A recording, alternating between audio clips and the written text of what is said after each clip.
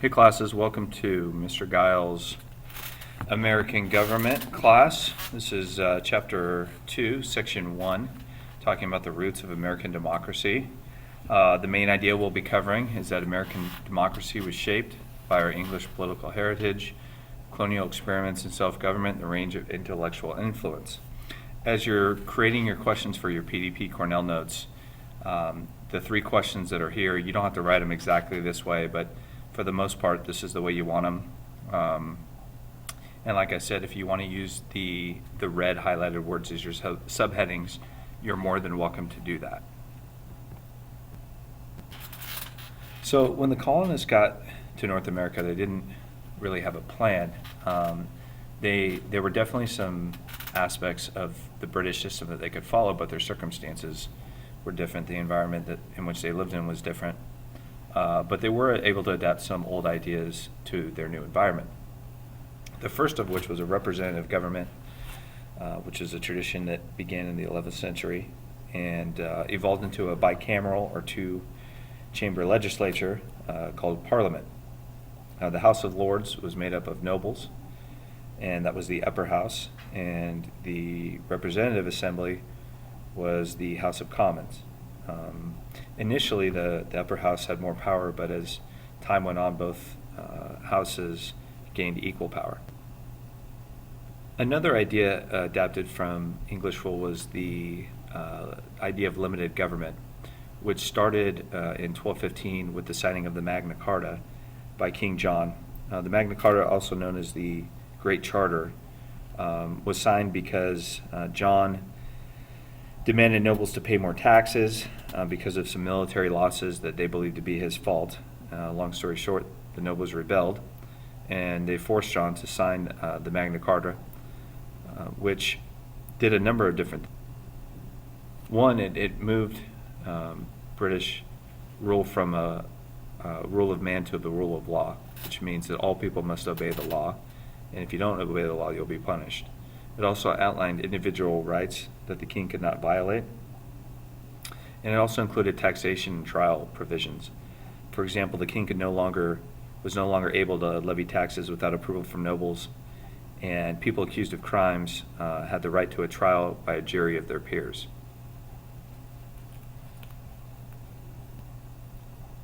The last idea is individual rights. In 1682, King Charles was required to sign the Petition of Right.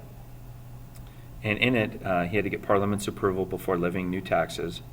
It also said that monarchs could not unlawfully imprison people, force citizens to house soldiers in their homes, or establish military rule during times of peace. Charles did not follow the Petition of Right, which became an extension of conflict between Charles and Parliament, which eventually erupted into a civil war led by Oliver Cromwell. Charles was defeated and beheaded. Ouch. Conflicts continued between the Crown and Parliament, mostly because of James II, Charles's brother. When he took the throne, he was a devout Roman Catholic, and people thought that he would push Catholicism on the people, and most of them were Protestants, which led to more rebellion. And eventually, William and Mary were chosen to rule, but were forced to govern according to the statutes of Parliament. One of the things that William and Mary agreed to was the English Bill of Rights. They would no longer allow monarchs to be able to enact laws, raise taxes, or keep an army without Parliament's consent. So as the Magna Carta and the English Civil War had done before, this time period, known as the Glorious Revolution, set clear limits on royal authority and shifted power to Parliament, which basically established a constitutional monarchy in England. So your first assessment is a summarization. How did limited government develop in England? There's some focus words here for you to follow. This could be part of an assessment or an assessment you could see when you come into class, so be prepared to answer this question. So the colonists in North America started working with different methods of governance. In Jamestown, the House of Burgesses was established in 1619, and the Mayflower Compact in 1620.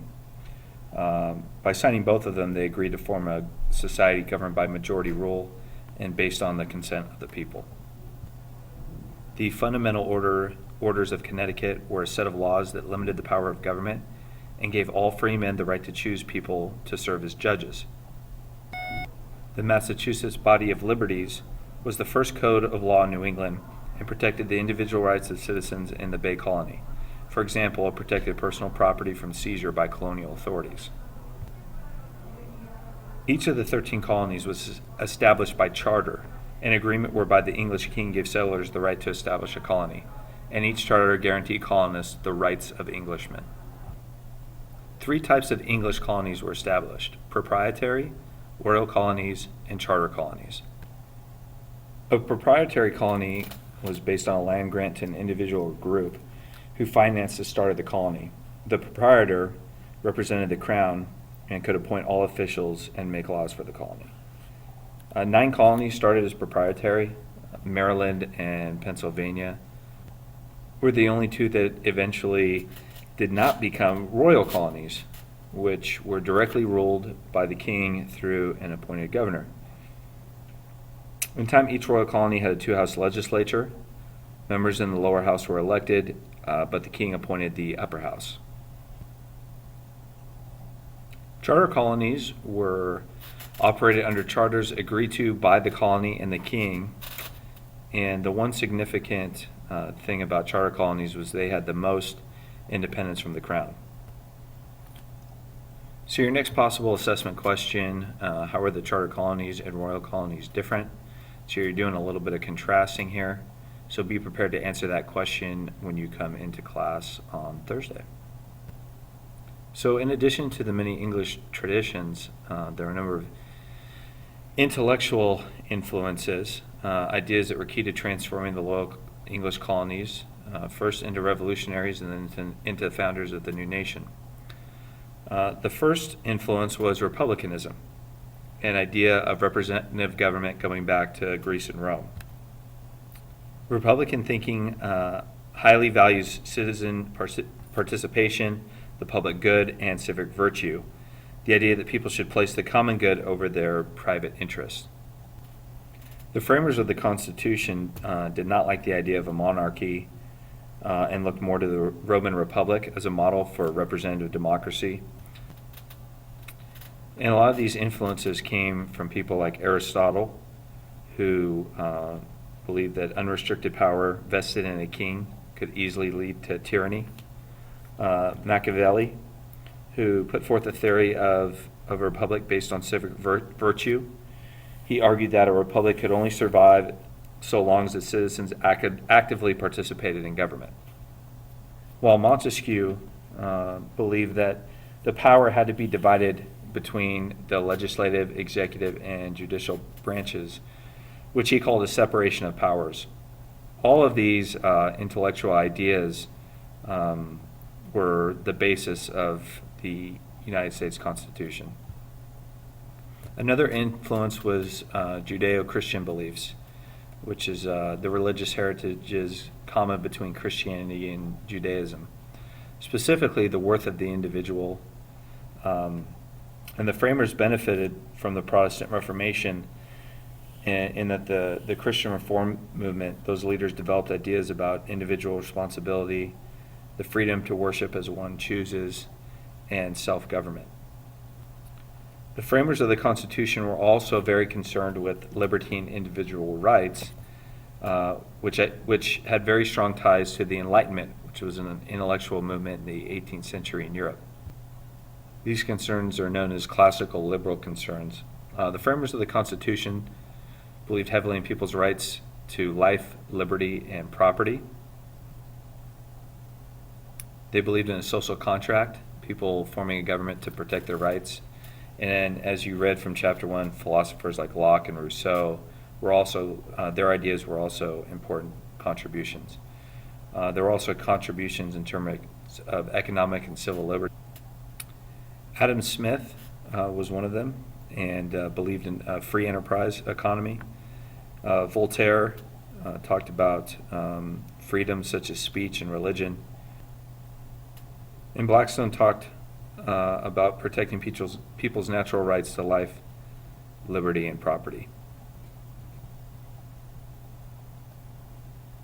So in summarizing what intellectual influences shape the framers' views on republicanism, using the focus words there, you'll want to be prepared to answer this question as one of your possible formative assessment questions on Thursday.